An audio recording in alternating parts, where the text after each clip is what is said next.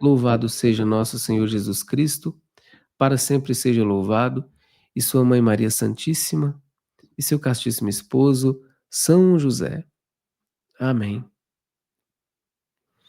Então vamos dar continuidade aqui à nossa reflexão. Nossa reflexão, por que nós devemos sofrer? Por que nós devemos sofrer? Afinal de contas, né? São muitas as razões, não é isso?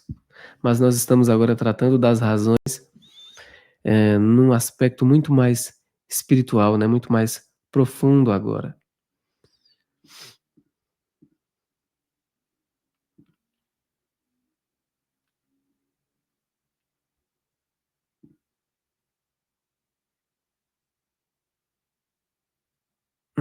Só um minutinho.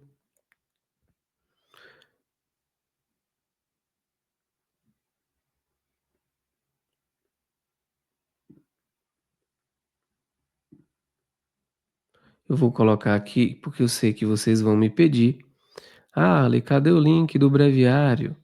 Então, antes que vocês peçam, menino Arley já está se adiantando e colocando aqui nos comentários, porque eu sei que vai ter gente que vai falar: "Arley, eu não achei o link do breviário antes que acabe". Então eu estou colocando aqui, tá bom?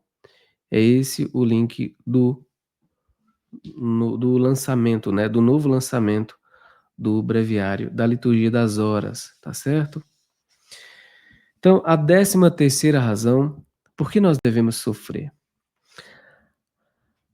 A 13ª razão pela qual você deve sofrer pode ser esta: Deus pode ter lhe dado a vocação de obter a graça da conversão para os pecadores, sobretudo para aqueles que estão na última agonia e em risco de morrer em pecado. Coloque-se espiritualmente ao lado de um homem que está prestes a deixar esta vida, com pecado mortal na alma. Faltam apenas alguns momentos e seu destino será decidido por toda a eternidade.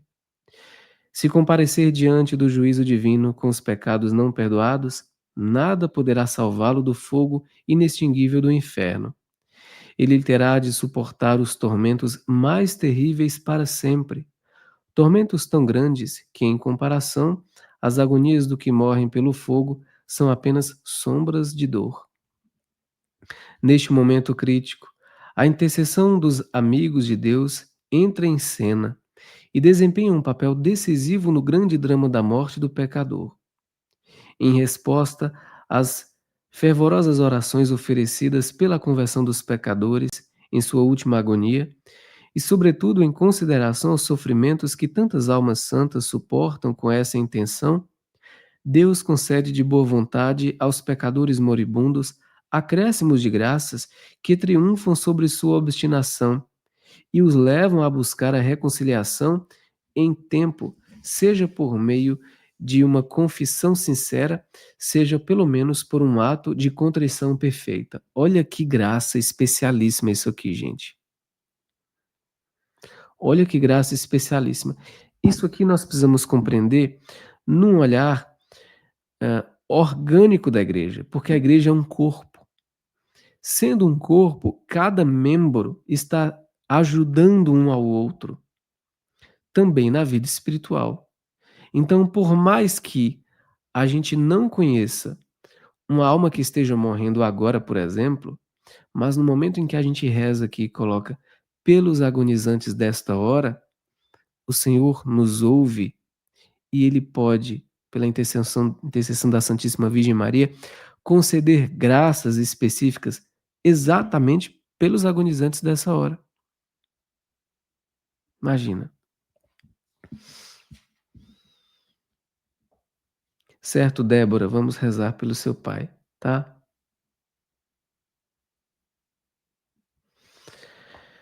Chegou o momento decisivo. A graça conquista uma gloriosa vitória. O pecador moribundo volta-se para Deus, arrepende-se, é perdoado, é salvo eternamente. Quem pode compreender tudo que esta breve afirmação contém? Ele está salvo. Ele escapou do inferno com toda a sua indizível infelicidade e seu direito e título à felicidade suprema do céu foram restabelecidos. Os santos e os anjos entoam um hino de alegria, regozijando-se imensamente pelo fato de que mais uma alma foi resgatada da perdição e de que um dia ela se unirá à sua feliz companhia para louvar e glorificar a Deus por toda a eternidade. Mas quem pode imaginar o sentimento de amor e gratidão que essa alma nutrirá eternamente por aqueles cujas orações e sofrimentos as resgataram das garras do demônio no último momento e a enviaram com alegria para o céu? Nossa, gente, que coisa maravilhosa!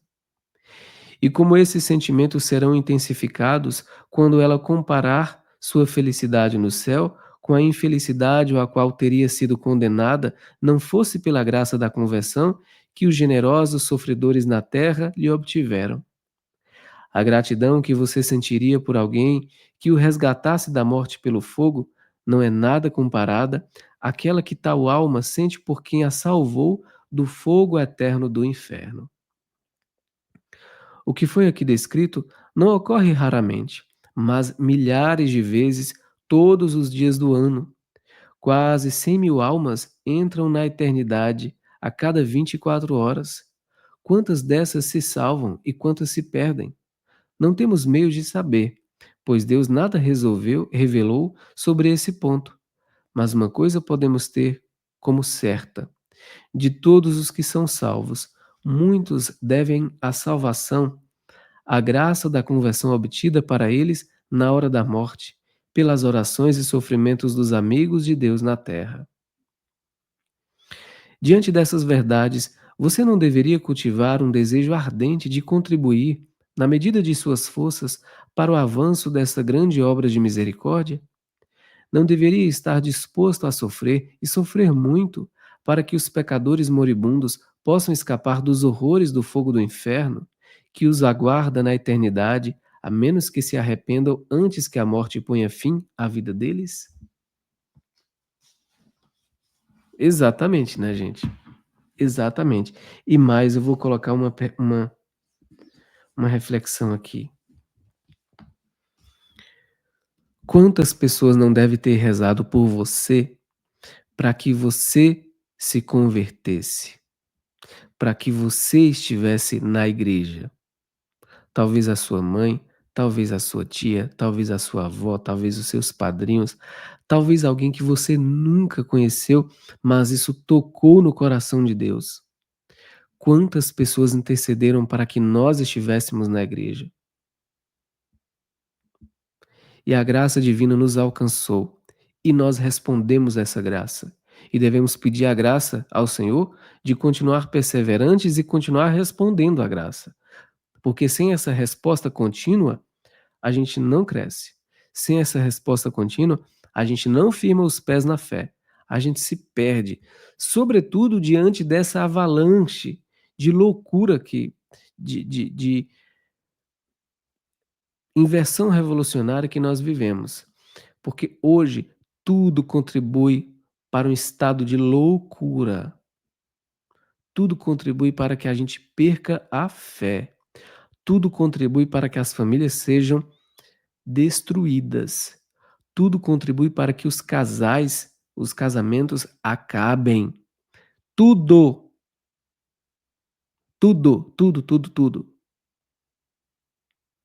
Dia desses eu conversava com uma pessoa e ela falando de um casamento que está em crise, né? De um casal de conhecidos que está em crise, pedindo oração, e eu comentava com essa pessoa que, olha só, eu falei para ela, né? Quem não estiver com os pés firmados na igreja, não vai ficar de pé, não vai se sustentar, não adianta.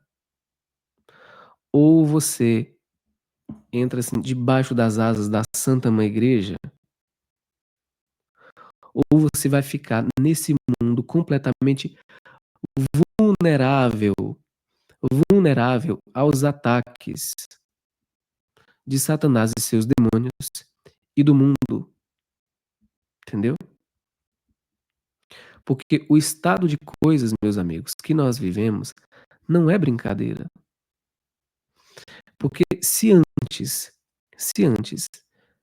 era como, é claro, crises em casamentos, isso sempre existiu, né? Só que nós estamos num momento muito mais difícil agora. Por quê? Porque você tem crises que foram plantadas por engenheiros sociais, entendeu? Por quê? Porque querem de fato destruir a família. Aliás, querem destruir a família não, como diz o professor Olavo de Carvalho, querem destruir a sua família, porque a deles, dos revolucionários, eles querem que fique intacta, perfeita, numerosa, mas a sua e a minha não, eles querem destruir o seu casamento e o meu casamento, querem destruir a educação dos seus filhos e a educação dos meus filhos, entendeu? Querem destruir as nossas relações enquanto sociedade orgânica, querem destruir o que é uma igreja, querendo transformar a igreja numa ONG revolucionária.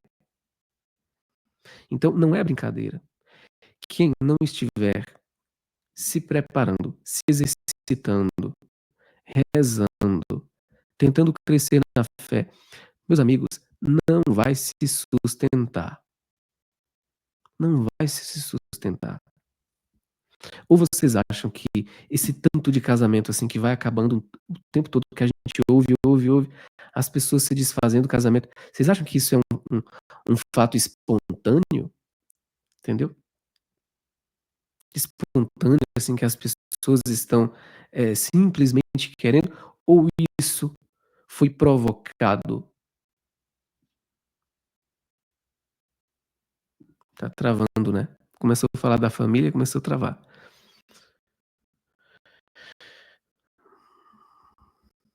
Ou isso foi provocado? Existe uma causa revolucionária, né?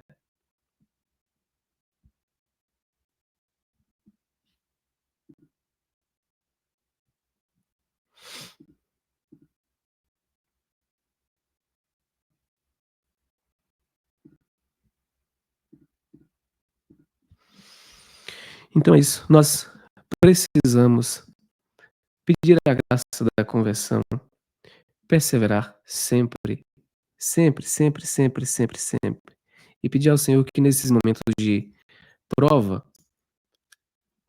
nós continuemos firmes,